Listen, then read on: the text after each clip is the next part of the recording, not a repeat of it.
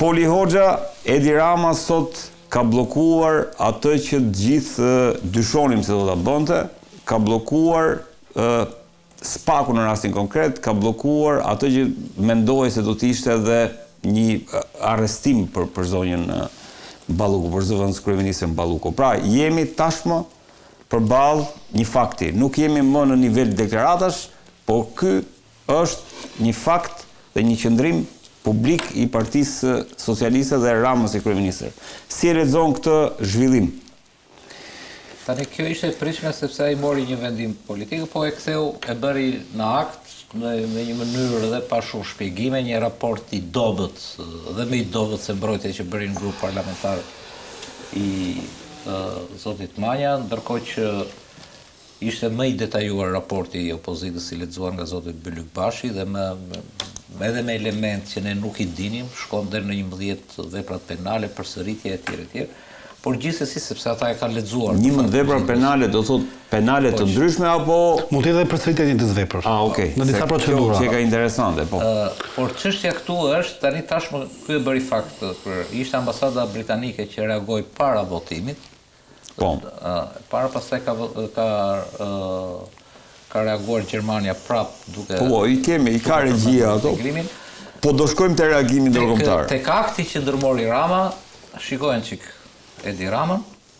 Edi Rama, dashnori i madh i drejtësisë së re, sot është zhburëruar sepse një emër, një individ i cili nuk denjoi as të vinte vetë votonte për pafajësinë e vet, siç ka bërë në të gjithë procesin, por jep mesazhin që jeni të detyruar ti si kryeministër, ti si qeveri, ti si grup parlamentar, ti si Partisë Socialiste të më nështrojni, të më uleni në gjunjë dhe të më mbroni pa kushte.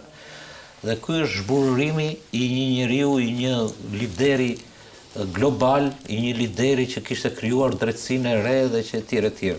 Nga ana tjetër është njëkohësisht fillimi i fundit ose i funeralit të kësaj klike që nuk është as socialiste, se më vjen keq shumica e socialistëve që njohun ndihen të turpëruar, ndihen të njollosur, një parti e madhe që ka merr përkraje sistematikisht nga populli shqiptar, e cila është zhndëruar, është po përdoret si një parti që vihet në dispozicion të një afere apo të disa afereve apo dhe të disa individëve. Dhe në këtë pikpamje sot kthehet historia dhe merr një kat tjetër. Dhe ky është një lajm, kjo që ndodhi sot është një lajm i mirë për Shqipërinë, është një lajm i mirë për gjithë shqiptarët e ndershëm, sepse tashmë letrat janë hapur. Maskat kanë rënë. Maskat kanë rënë. Hipokrizia nuk funksionon më dhe gjithçka ka dalë hapur dhe jemi në zhvillimin e asaj që ta kam quajtur të një betejë finale. O do fitojnë këta, o do fitojë struktura për të cilën u krijua kundër korrupsionit të lartë. Pse quhet e posaçme? Pse quhet e posaçme? Kur u krijua e posaçme për elitën e korruptuar 35 vjeçare. Speciale. Se këtu posaçme speciale është prokurori speciale. Specialia e posaçme është sinonim. Kështu ka emrin më? Po, dakor, por specialia e posaçme për këtë punë, për krimin organizuar dhe për këtë. Sepse specialia ka limite. Specialia është për një kohë caktuar. E posaçme kjo është no limit. Derisa ta mbarojë misionin e saj ose në sakt korrupsioni s'ka për të zhdukur, krimi organizuar s'ka për të zhdukur, por të rikthehet shteti së drejtës si një vend normal si gjithandej, ngado që shkojnë. Do ketë korrupsion, do kapen, do çorë etj. Këtu tani kemi mbrojtjen politike të korrupsionit dhe kemi tashmë sot një skem që një parti, një grup parlamentar, një qeveri, një kryeministër vjen në mbrojtje të dyshuarve për korrupsion, hapur dhe luftojnë një institucion i cili është i pavarur. Ata thonë duhet jetë i pavarur. E kupton ti, domethënë gjithë deklaratat thonë pavarësia, mos preket pavarësia. Pse e thonë? Sepse ky tenton të heqë pavarësinë, të heqë funksionalitetin si i pavarur, një dhe pam sot njëkohësisht dhe një tjetër që nuk dua ta lë pa thënë, pam një opozitë daneze. Po Danezja të shkuldhëmbë, po në kuptimin e formalitetit. Do dalim tek opozita. Por çfarë shikojmë? Shikojmë dhe e mbylla. Shikojmë që sa më lakuriq del pushteti i Edi Ramës, i rilindjes. Ka bërë diçka. Sa më hapur del ky, domethënë që vërteton se çfarë është në të vërtetë dhe çfarë përfaqëson, në mënyrë në proporcion të drejtë, aq më dobët shfaqet pjesa që ka përballë opozita po ta vëshre. Dhe në qoftë se të kujtohet ty për shembull një ngjashmëri që s'ka ngjashmëri, por që ishte një diçka, në qoftë se të kujtohet po në këtë parlament ka qenë një situatë për ndalimin e Arta Markut duke u shkelur, e ke përsëritur pas drejtësisë. Po u bë Tirana, zgjente Tirana, u doq parlamenti, 50.000 veta në shesh. Ja, do dalim atë. PD ishte dhe ajo. Arbër, si e lexon këtë vendim të Partisë Socialiste? Nuk ka asnjë surprizë. Unë mendoja që do kishte ndoshta ndonjë luhatje në minutat e fundit nga ana e zotit Rama dhe është një vendim i pritshëm, i paralajmëruar dhe më herët nga ana e tij. Por tani ka ardhur një situatë jemi në një realitet krejt ndryshe. Që do thotë dëgjuam edhe përfaqësuesit e secilës forcë politike, opozita që deklaroi ka shkelje të qarta të dukshme nga ana e zonjës Balluku. Dëgjuam dhe zotin Manja që tha të kundërtën, nuk ka shkelje, nuk ka korrupsion, etj. Tani lind pyetja kush ka të drejtë? Kush gënjen? Gënjen socialistët, gënjen demokratët ose kush nuk po thotë të vërtetën? Tani jemi në një realitet krejt ndryshe për mua, nga ai që kemi patur më herët. Që do thotë ata që kanë në dorë këto materiale, prova, tani duhet dalin publike dhe të hiqet nga sekretet timor. Sepse publiku shqiptar meriton të vërtetën. Meriton të vërtetën që ka të bëj me... Po ç'ke ti? Po do vërë në gjyqëm, edhe aty do ta mësoj. Po mirë, më le ta them unë. Unë tani është një çështje shumë delikate kjo, që meriton më shumë se sa thjesht proces gjyqësor. Meriton njoftime publike, deklarata, ore kush gënjen në këtë mes? Të gënjen socialistët apo kush? Gjykata më zotëri, gjykata më ka sistem. Unë si qytetar, si gazetar, po them pra duhet dalin nga sekretet timor. Unë si qytetar, si gazetar dua tani të mësoj të vërtetën. Kush gënjen dhe në bazë të kësaj unë marr qëndrimet e mia. Pra, nëse gënjen opozita, kritikojmë opozitën, nëse gënjen maggjoranca, kritikojmë maggjorancën. Pra, tani është momenti i të vërtetës për opinionin publik. Se ata njerëz që kanë lexuar raportin, dosjen, një pjesë të dosjes, e din. Po pse më në sepse ka dy teori. Fati Ballukut. Ka dy teori. Pse më votim referendum do bëjmë ne? Ç'lidhje ka? Po pse ç'lidhje me gjykata më lëre më të shkojnë në gjykat. Lëre më të lirë drejtësinë të vazhdoj procesin. Pse referendum për Ballukun do bëjmë ne? Për kë ke këtë se Po sepse ti the që opinioni publik duhet të di sekreti, ne s'do bëjmë referendum ti themi opinionit kush ka të drejtë. Po për kë ke këtë? Për kë ke këtë? Ma thua mua. Po ku di ti se çfarë mendoj unë? Ose kam thënë akoma. Se themo duhet të ore ka mbajtur qendrimin spaku dhe të na tregoj tani thash se përmenda spakun unë. Po kush? Dëgjove gjë spak? Jo. Po tani më falë se ti zgjidh. A është një standard dëgjosh bisedën i Partisë Socialiste? Sa herë që ti bisedën nuk e ndjek. Po e themo duhet të mos jetë në sekretet tim. Po more. Po pra për spaku e sekretit. Do më dëgjosh atë që deri në fund. Dëgjoj më zotri se je bërë siguri punoj si spakut, më na le të flasim. Nuk jam po na le më të flasim tani. Po ti isha punoj si spakut, ta kam thënë edhe një herë tjetër, do hapja etikë. O zotri, mediat, gazetarët, politikanët të cilët kanë ngritur një front dhe paguajnë krimi organizuar dhe korrupsioni për t'i vënë shkopinë në rrota drejtësisë. Tani ti këtë duhet ta bësh zotri edhe duke qenë gazetar. Meqense ke mision. Nxirri emrat e gazetarëve dhe të mediave që kanë marrë lek nga ato që ti the. Ai tha po ti isha dhe spak. Po ti isha. Po ti ishe magjistar bëhem. Gazetarin investigative se ndalon njëri. Çfarë të ndalon ty ta bësh këtë gjë? Pa qenë atje. Asgjë të ndalon. Por e ke kot kopertur, bën kot në studio televizive, e ke kot si tezë. Po një do ta them unë ke kot. Asnjë gjë s'e ndalon. E ke te raporti. Bëje dhe unë do t'i inkurajoj. Raporti i spakut për 2025 tekstualisht thot. Bëje dhe do të inkurajoj. Bëje vendet të medias dhe të politikës, të cilët po inkurajojnë kërcënimin ndaj prokurorëve. Bëje këtë që thua dhe do të inkurajoj, po mos thuaj gjëra që nuk i bën. Mos thuaj mos i punonte spaku. O zotri. Tani më le ta mbaroj se Unë jam më i prirur të mbroj ata 18 prokurorë dhe ata 100 të PKS se sa të mbrosh të drejtat e njeriut. Se sa të mbroj një pushtet që i ka gjitha pushtetet dhe që kapet në flagrancë me korrupsionin. Unë korrupsionin nuk e mbroj dot. Të drejtat e njeriut. Nuk e mbroj dot. Se sa të mbrosh të drejtat e njeriut. Unë mbroj drejtat e njeriut dhe parimin. Ti mbron një hetuesi. Puna jote, është zgjedhja jote. Jo, s'është është prokuror. A është standardi deri tani që kanë ndjekur socialistët? Po, okay. Lë Poli, nuk e di, çfarë shqetësimi ka. Ka sulke në një brenda. Jo. Tani, për të kthyer edhe një herë te Spaku, po, tek vendimi. Unë kam thënë edhe një herë. Unë kam qenë kundër dhe jam te pjesa që ka të bëjë me pezullimin, kërkesën e pezullimit, sepse nuk mund ta vendosi një institucion që është jashtë politikës pezullimin e një zyrtari. U mbyll ky diskutim. Por te pjesa tjetër. Ti flet nga perspektiva e gazetarit. Është diskutim juridik. Kthehem te pjesa nuk flet dot nga perspektiva e gazetarit. Po më lë më të them te pjesa e imunitetit. Po. Unë kam drejt të thas çfarë dua. Jo, po është njësoj si një avokat të tregoj ty se si të bëhet linja editoriale. Po unë flas si të dua, por tash të më lini të flas tani valla. Po do të kesh specializim për një fushë taktuar. Po s'ka të bëj fare. Dakor, secili ka mendimin. Apo te në kuadrin e opinionit. Kthehemi tani te çështja e imunitetit. Po sa duash. Kthehemi te çështja e imunitetit. Ore unë e kuptoj. Ju po erdhi opozita do jeni poste drejtuese, po nuk vini dot kështu në pushtet. Më besoni. Do bësh deputet më se shumë ke qef. Të falenderoj që më shikon atë Marsit, e ke dëshirë ta lexoj në sy. Do bëhesh more, ta uroj e meriton të deputet. Edhe po i nuk mund të vini kështu në pushtet more. Arbër. Sepse do t'ju kthej ju të kundër. Të lutem, a jemi tek standardi që ka mbajtur deri e di, shikoj, po mos bie. A jemi tek standardi i deri tanishëm që ka mbajtur Partia Socialiste. Ne kemi ministrat fakte. Te imuniteti. Unë e kam thënë dhe herën e kaluar.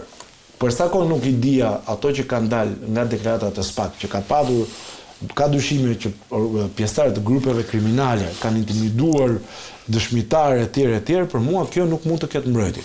Pra unë jam totalisht kundër pjesës që ka të bëj përfshirjes të grupeve kriminale në një çështje që ka të bëj me drejtsinë. Dhe për mua është e gabuar mbrojtja që i bëhet zonjës Balluku kështu.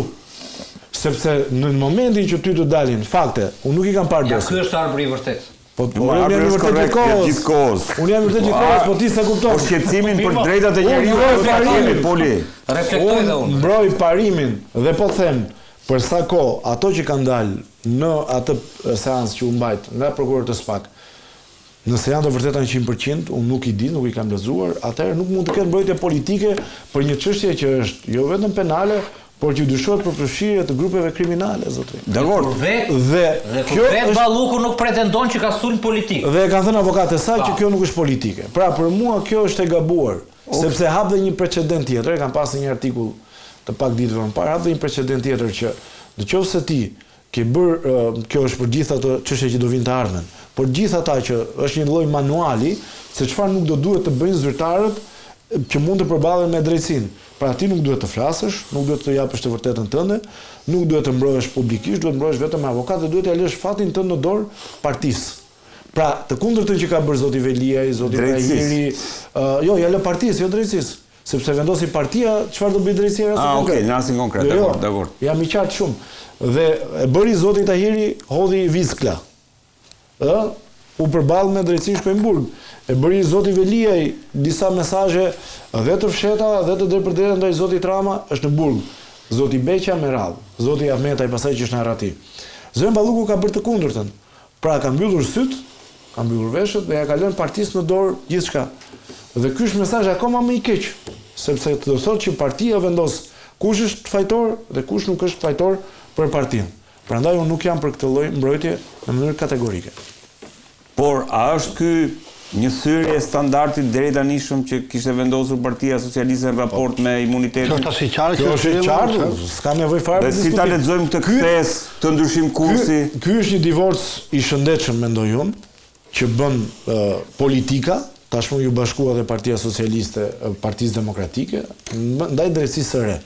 Dhe këtu kemi shkuar në një shtrat normal, sepse ajo që ishte më parë që e lavdronte gjithkohës një forcë politike e drejtsinë dhe një forcë anatemonte, ishte ajo normalitet, sepse në fund të ditës Qëllimi që ka patur drejtësia ka qenë të sulmonte edhe të kapte korrupsionin, por korrupsioni nuk është e ne.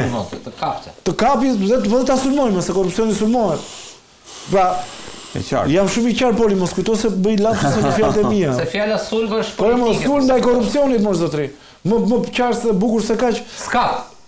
Skap, se kështu thot Berisha. Skap i thon qenit, që kapësh. Sulmohet. Berishën valla, ne po flasim këtu Leo dhe Berisha. Se flasim me tjerë se ke bërë monolog. Marsit, si e lexove këtë vendim sot në Partinë Socialiste, çfarë do të thotë? Po. Ky ndryshim radikal kursi i Partisë Socialiste dhe çfarë mendon se do të prodhojë? Shiko, në rregullat e logjikës formale juridike rredi, për të kuptuar realisht atë që po ndodh ose qëllimin e situatës ose të interesit për çfarë bëhet gjithë funksioni, hiqen fjalët dhe shikohen veprat. Pra, hiqet diskuri që i bën një politikan, pra ajo që të flet, ajo që thot ose si justifikon politikisht, dhe shikohet fakti çfarë ndodh. Ne jemi përballë një situate, ka disa akuza për një zyrtar të lartë, me drejtë e tha Poli që kjo është një prokurori e posaçme dhe pikërisht është e posaçme për shkak të dy subjekteve të veçanta që ka. Janë grupet organizuara kriminale, që duhet të jenë më shumë se 2, dhe zyrtarë të lartë të korruptuar, që përfshin nga drejtorët e drejtorive deri tek kryeministri. Këto janë dy subjekte. Ose ish, për shkak të detyrës, e saktë. Atëherë ne këtu kemi kërkesën e heqjes së imunitetit për një zyrtar të lartë, për figurën e veprës penale të shkeljes barazisë të tendrave, dhe mund të ketë figura të tjera, por duhet të shikojmë to se ne temora, dhe kemi mosheqjen e imunitetit. Tani, në fjalë flitet që do suportohet kjo reformë dhe këtu kemi kontradikt, sepse sot ambasada gjermane dhe ambasada e Mbretërisë së Bashkuar kanë dhënë deklaratë ku thuhet që duhet të garantohet pavarësia e gjyqësorit dhe nuk duhet krijuar pengesa në asnjë nga proceset në lidhje dhe me heqjen e imunitetit. Që do thotë, po ta zhveshim dhe ta themi në fjali, duhet të hiqet imuniteti Ballukut. Ndërkohë që Edi Rama, bravo, deklarata ambasadës. Po, thekson rëndësinë e ruajtjes së fundimit ligjit, pavarësisë gjyqësore, një progresin e Shqipërisë, dhe thonë dërsa imuniteti parlamentar duhet mbrojë proceset demokratike, i nuk duhet të jetë pengesë për llogaridhënien e barabartë para ligjit. Dhe kjo fjali i thotë gjitha.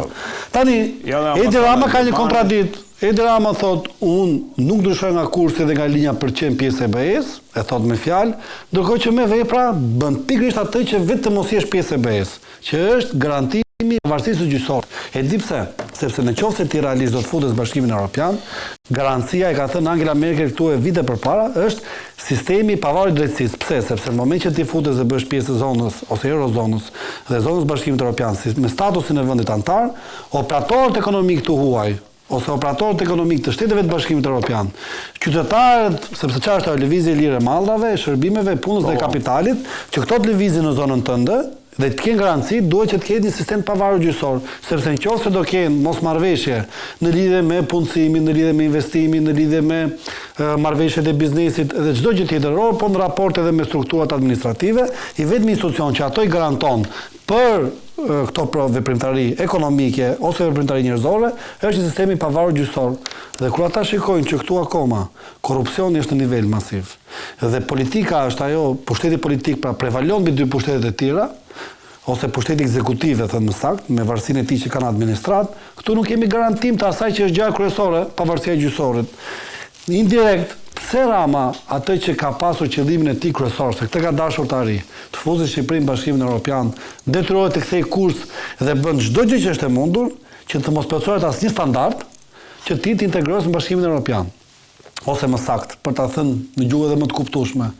Ndryshe nga gjithë precedentët e pashëm ku deklaronte që po të isha unë prokuror ose gjyqtar, do kishte parë më keq, dhe kemi rastin e zotit Ahmedaj. Pse pikërisht sot detyrohet dhe thotë që nuk e lëshojmë, sepse ky është një eksperiment sociopolitik. Dhe ajo që ka rëndësi, thotë ai, është që le të vazhdojë jetimi, por ne nuk shikojmë, nuk mund të hiqet ose më troç fare. Pse vleka Ballukut sa gjithë ta bashkë? Sa vet integrimi. Po. E kupton ti çfarë peshore? Bravo. Bravo, e sintetizoj shumë bukur. Pse vlen më shumë fati politik i Ballukut se sa procesi i integrimit të Shqipërisë?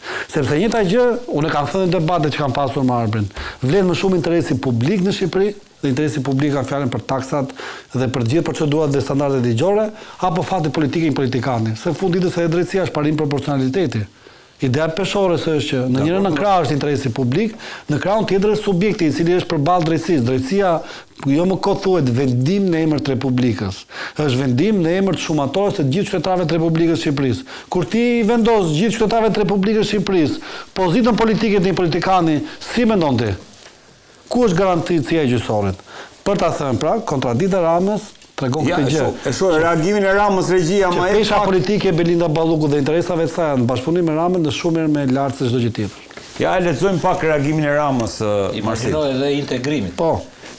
Përshëndes deklaratat e ambasadave të Mbretërisë së Bashkuar dhe Gjermanisë me parimet e shprehura në të cilët jemi të gjithë shumë dakord. 100% thotë Rama. Por duke qenë se që të dyja dolën sot. Theksoj këtë porin. Se kur një por, duke qenë se që të dyja dolën sot kur kuvendi me plot të drejtë refuzoi heqjen e lirisë së një deputeti në mungesë plot kushteve për ta ndërmarrë një hap të tillë ekstrem. Dhe njëkohësisht duke qenë se shoqata e molotovarëve të Tiranës ka filluar të flasë edhe në emër Gjermanisë, përfitoi nga rasti të theksoj. 1. Kjo shumicë qeverisë e ka mendjen të ndarë dhe busullën të palëvizshme, Shqipëria 2030 në Bashkimin Evropian. Reforma drejtësi nuk kthehet mbrapa, pavarësia e gjyqësorit nuk preket dhe mbështetja për SPAK mbetet e palëkundur. Lufta reale kundër korrupsionit vazhdon më këmbgulse se kurrë, siç e tregon qartë dhe pasqyra objektive e përditësuar e Komisionit Evropian.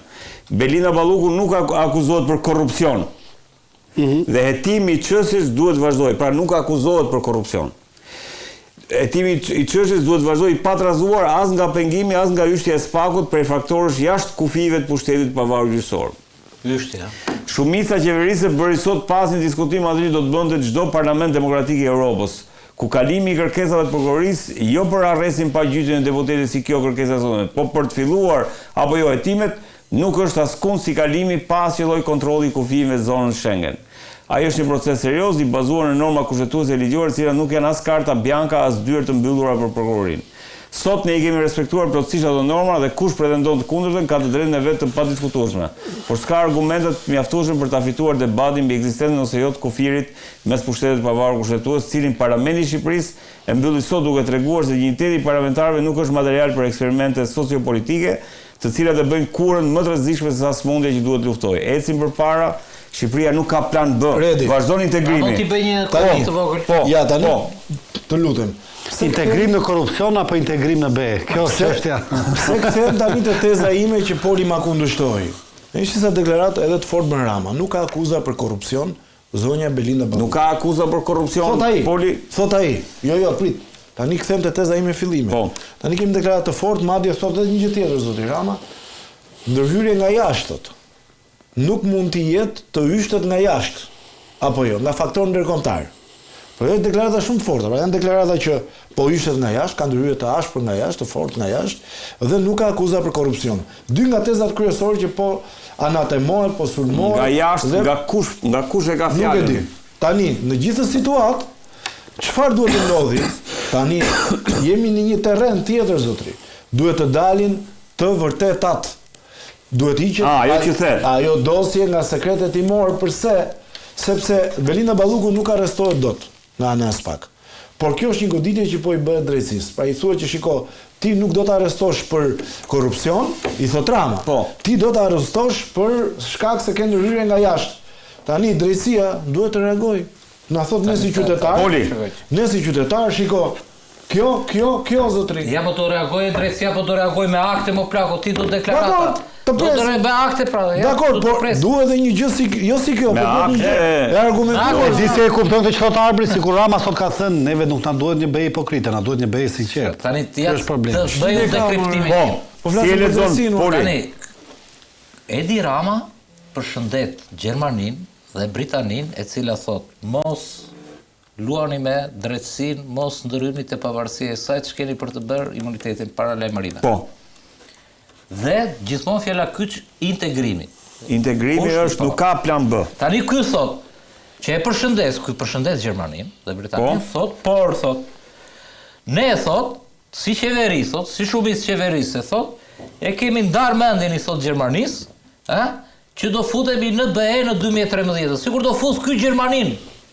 E kupton ti apo jo? Gjermania i thot, ki kujdes se me këto që po bën nuk futesh 2030, ky thot, e ka ndarë mendjen unë.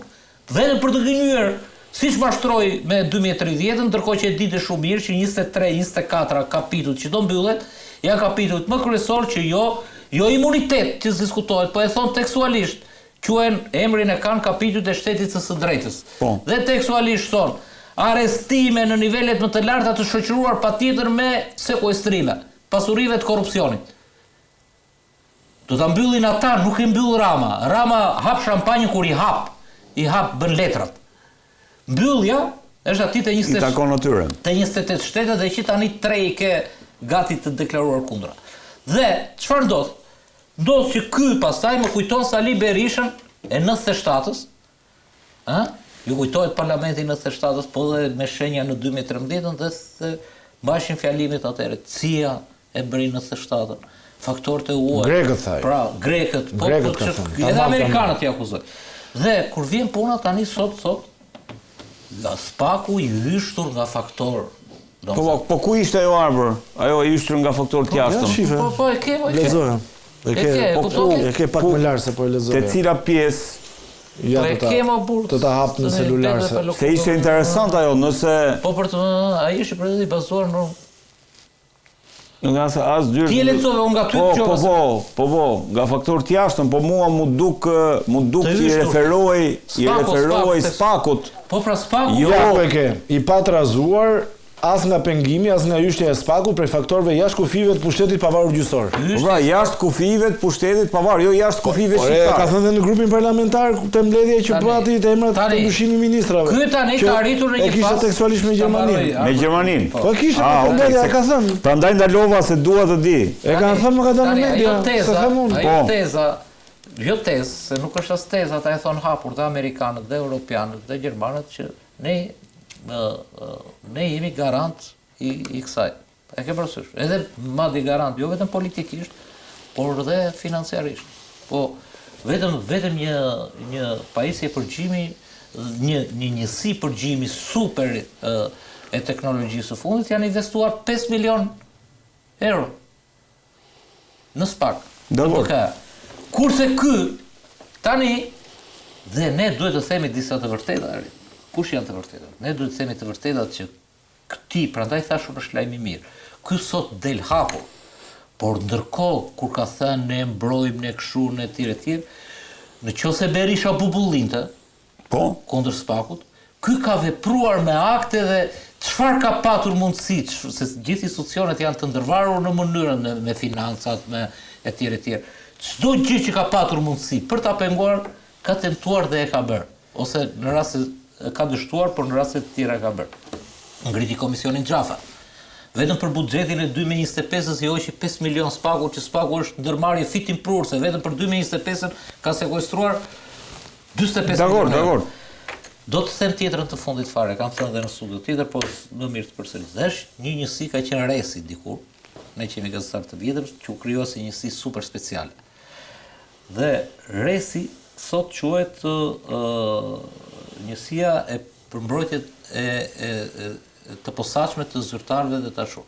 Është njësia që doli dhe lajmi që u dyfishuar Dumanit edhe Braus, është njësia që mbron gjyqtarët, prokurorët, kryesisht të spakut, po dhe të prokurorive të tjera, madje mbron dhe ambasadorin izraelite.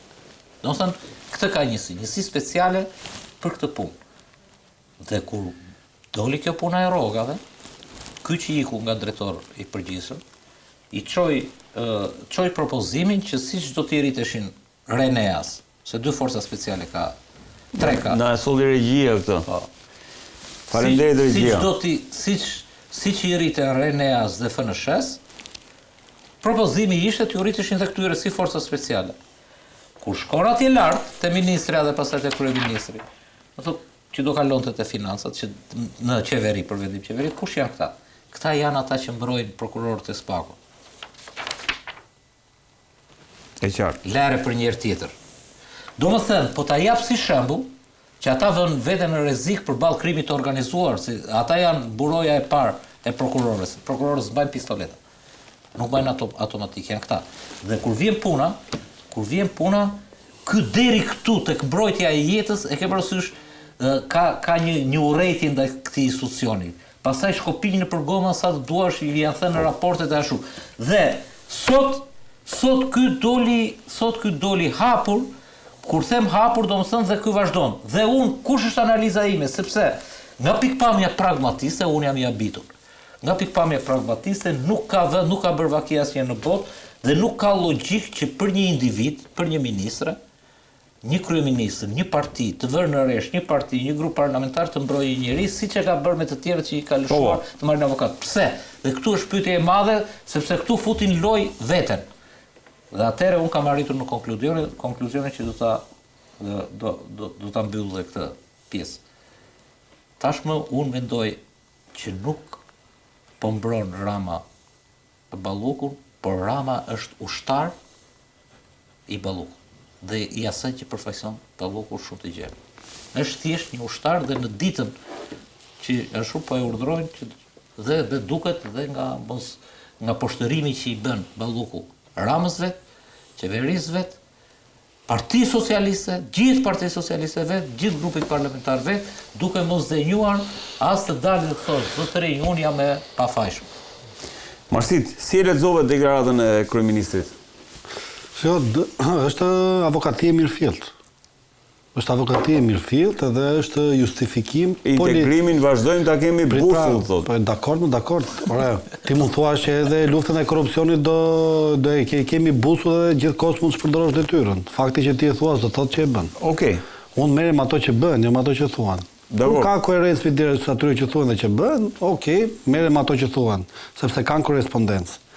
Strategjia që ka përdorur Rama nga aspekti komunikimit me Ballukun është kjo që Balluku ka vendosur të heshtë, dhe këta e pam nga mbledhja e grupit parlamentar të Partisë Socialiste, duke thënë që do lejmë prokurorin, do lejmë gjykatën të bëjë punën e vet, unë për këtë çështje do det fitet aty ku është kompetenca, sepse ideja është që nuk duhet të vijë në dieni opinioni publik dhe perceptimi, sepse goxha tashmë është prospakut dhe fakti që mund të faktohen gjërat që janë pjesë e dosjes, pra kur ti nuk do që të nxjesh të vërtetën, i bie që e vërteta është kundër teje, me fjalë, ndërkohë që Rama kthej nga një konflikt dhe një rast specifik, ku është shpërdorimi i detyrës, shkelja barazisë në tendra një ministri, e kthej në një rast politiko-filozofik.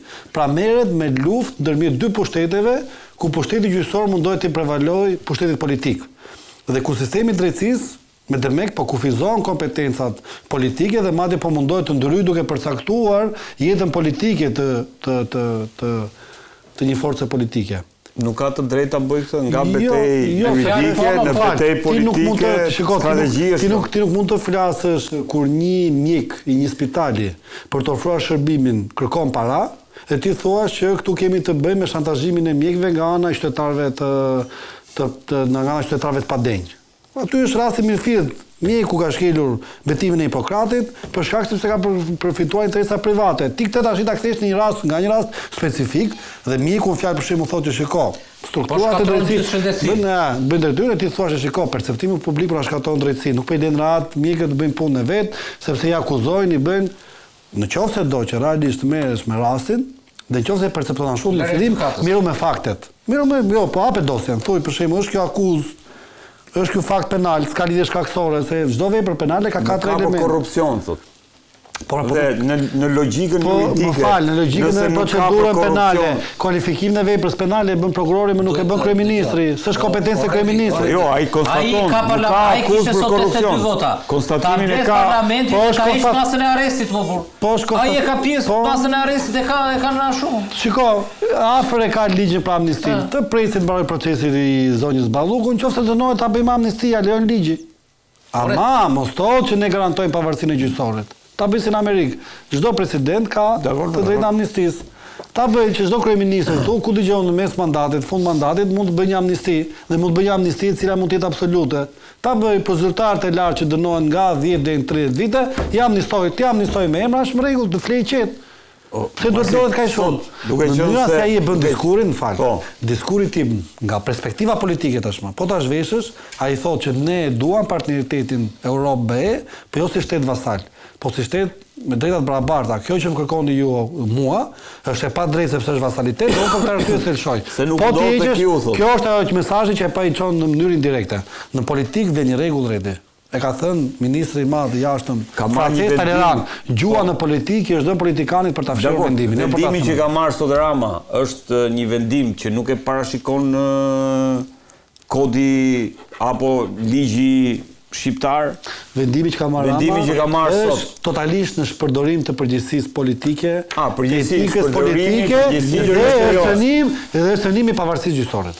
Ligjërisht, po, i pavarësisë gjyqësore. Pengimi i drejtësisë. Pengimi i drejtësisë. Është pengimi i drejtësisë. Po, më fal, nëse ti ta përfundoj, nëse ti bën një kallëzim, ku kallëzon një komshiun tënd për dhunë, për shqetësim, për prishje prone, për shkatrim prone, dhe ty thot polici që shiko, nuk e ndalojmë, nuk e thres komisarat. Kur kemi një vendim gjyqësor, atëherë nuk të njëri do e marrë dhe thres komisarat. Si duket ty kjo? Të duket pengimi i drejtësisë apo jo? Ky është shembulli konkret. Ndërkohë ta ka bërë shpinë. Po, Arbër, dëgjojmë. A jemi brenda një kornize ligjore me këtë vendim që ka marrë sot? Duhet ta ndajmë diskutimin politik, qëndrimi, edhe unë e thash qëndrimin tim që jam kundër mbrojtjes politike. Por ka një gjë, ligjërisht kushtetuta ja lejon. Nuk ka shkelje ligjore, sepse kushtetuta e Shqipërisë nuk detyron asnjë parti politike në pushtet që çdo kërkesë që vjen nga drejtësia të pranohet ose të refuzohet. Pra nuk është detyrim ligjor.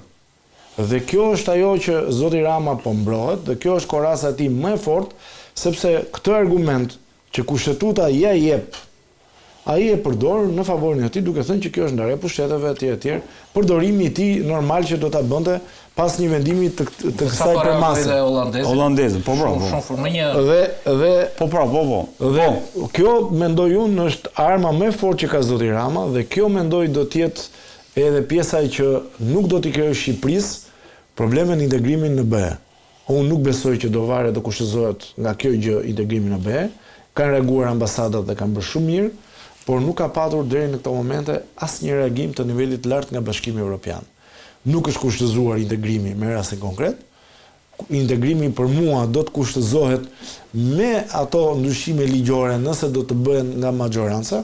Por nëse janë ndryshime ligjore që prekin kodin e procedurës penale dhe që vinë nga gjykata e lartë, siç po flitet dhe janë mbledhur kohët e fundit, atëherë edhe aty nuk do ketë reagime. Duhet i ndajmë gjërat ligjore dhe politike. Por njësia mace e pasojës politike në fund ditës janë edhe zgjedhjet. Dhe do reflektohet në zgjedhjet e ardhshme lokale që do mbahen në vend. Nuk mund të themi që kjo i dha një impakt të jashtëzakonshëm politik. Mbetet për tu parë dhe mbi të gjitha. Se nuk e thash dot, se nuk më lan kolegët, tek çështja e qëndrimit që ka mbajt opozita. Unë mendoj që opozita... Do dalim kjo opozita, se e kam veçantë. Për rastin konkret. Po, për reagimin. Poli, ndërkohë edhe Rama thot përshëndes deklarat e ambasadës Mbretërisë Bashkuar dhe Gjermanisë, ndërkohë ka reaguar dhe ambasada holandeze, por gjithsesi bëjmë përshtypje që është ky koalicioni, le të themi, europian. Ku është mungon dhe është Po s'ka nevojë mo njëri nga këta. Mungesa e madhe që bie në sy është reagimi i Shteteve të Bashkuara të Amerikës që janë garantët kryesorë. Aty është ora 7 e mëngjesit, duhet të themi efekti kohor. Ambasada këtu është. Ambasada këtu është me orën tonë. Mirë, po ambasada duhet marrë aprovim. Ambasada ka reaguar. Amerikanët që të merren me Shqipërinë zgjen vonë, po zgjen kur do duan. Reagim institucional. Tani nuk munden ambasadat që ti tregojnë, po nëse është kështu, ti tregojnë Edi Ramës se si të sillet. Ka ikur ajo kohë. Ata të thonë vetëm kaq, vija jon, linja jon është kjo. Për integrimin ose për marrëdhëniet strategjike. Si tha ambasada amerikane, si thoshte? Drejtësia thoshte është kushti thoshte, drejtësia e pavarur, thoshte ambasada amerikane, më dëgjon. Po, jo se po shikoj reagimin e Hollandës. Është kushti për vazhdimin e bashkëpunimit strategjik. Po pra. Tani çfarë të thotë më shumë? Të thotë që bët s'keni turp, që bët kështu, spakun e kemi ne, apo tjerë. Kaq, kurse se çfarë ndodh më pas, ti do ta shikosh me pasoja.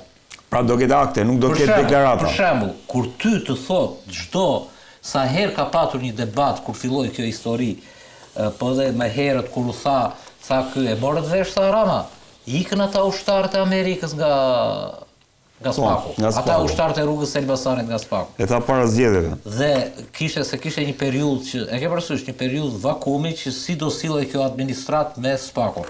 kur u rikthye fuqishëm, të gjitha deklaratat duke përfshirë dhe të Rubios, të Departamentit të Shtetit, të ambasadës, ndryshe nga gjithë historia e marrëdhënieve ku deklaratat amerikane janë që Shqipëria është partneri jonë strategjik, kanë vendosur aty SPAK-u dhe GKK-ja janë partner strategjik, edhe fusi dhe atë për luftën kundër karteleve, janë partner strategjik të Shtetet Bashkuara. Çdo thot strategjik, do thot strategjik që tashmë ky si institucion ka mbrojtjen dhe garantimin e saj përveç financimit. Një. E dyta, strategjik, Redi, do të thot kjo, që paralelisht, për ta shpjegoj në një rast, paralelisht, ose në të njëjtën kohë, ndoshta pavarësisht se kur u publikua, që dhoma e tregtisë së Shteteve të Bashkuara të Amerikës në Tiranë, në Shqipëri, i dërgon një email kryeministrit dhe i thot për këto arsye edhe strategjike, por edhe funksionale, anulloje, se ata kanë mënyrat e vetë, anulloje tenderin e Porto Romanos, sepse nuk i plotson kushtet duke filluar dhe kështu. Në kohë paralele, BKH-ja sekuestron dokumentacionin e tenderit të dyshim. Në të njëjtën kohë. Në të njëjtën kohë. Dhe pas kësaj tërhiqet, mbyllet.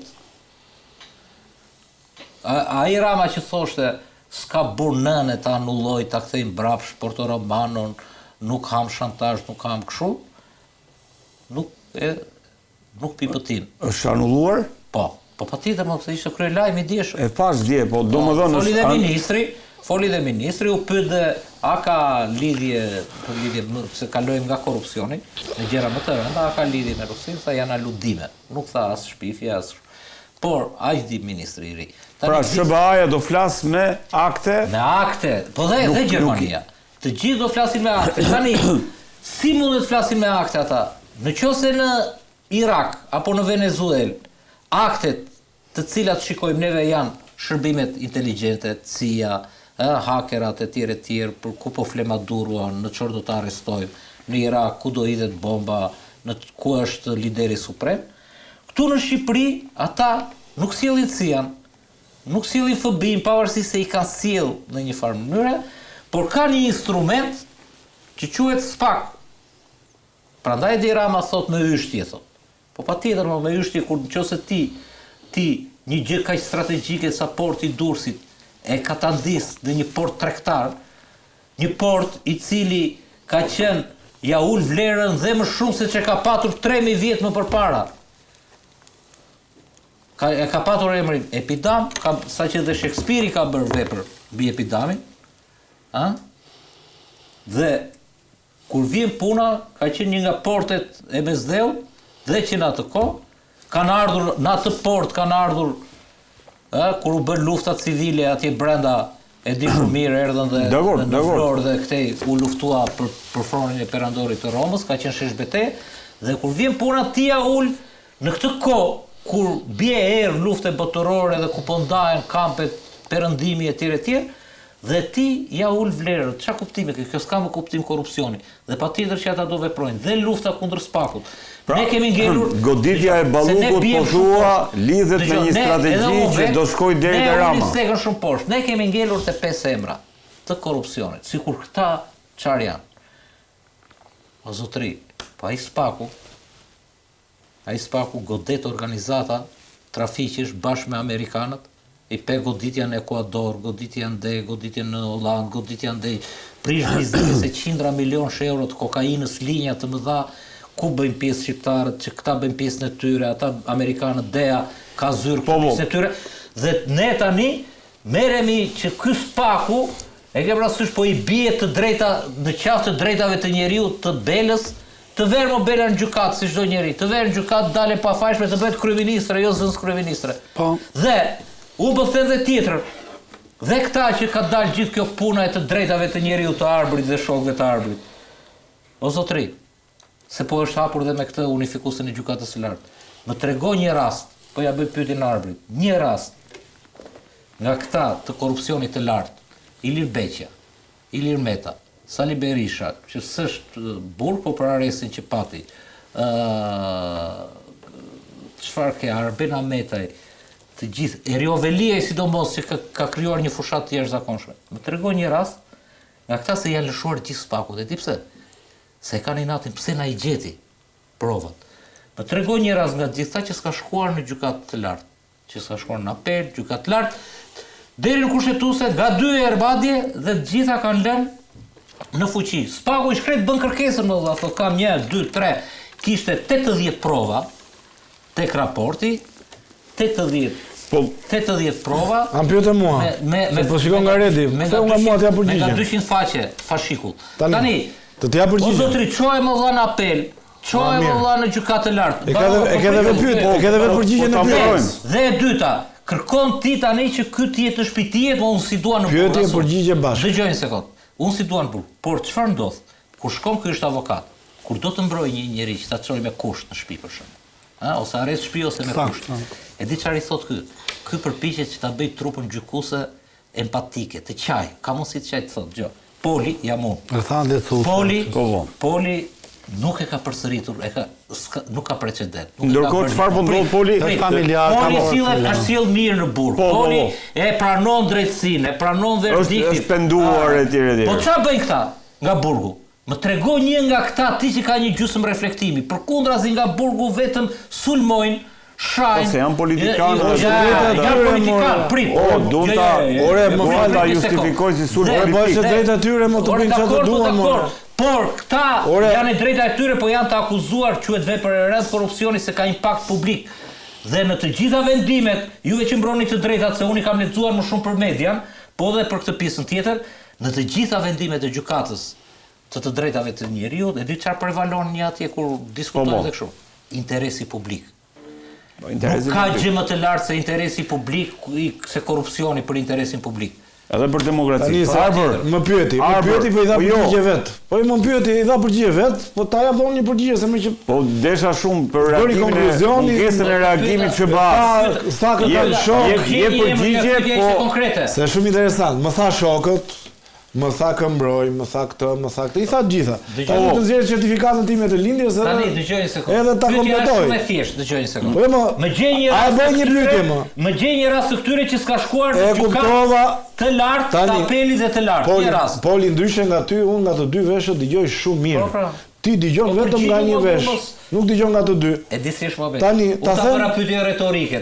Po e di më. E di ke retorike. Dhe unë prandaj dua të flas. Përgjigje të shkurtër dhe dalim tek mungesa e SBA-s. Diskutimi është një njerëz që është I pandehur, një njerëz që është në burg. Nuk mund t'i caktojmë ne asnjëri se si duhet të mbrojë veten. Është e drejtë e tyre, e gabuar e mirë vendos gjykata. Për sa kohë ai do të bëjë atë që bën, është drejtë e tyre. Pse merreni me spakun? Kush po merret? Pse thua po merreni me spakun? Unë s'jam marr. Unë kam dhënë gjithmonë në spak. Po jo më se s'më lë.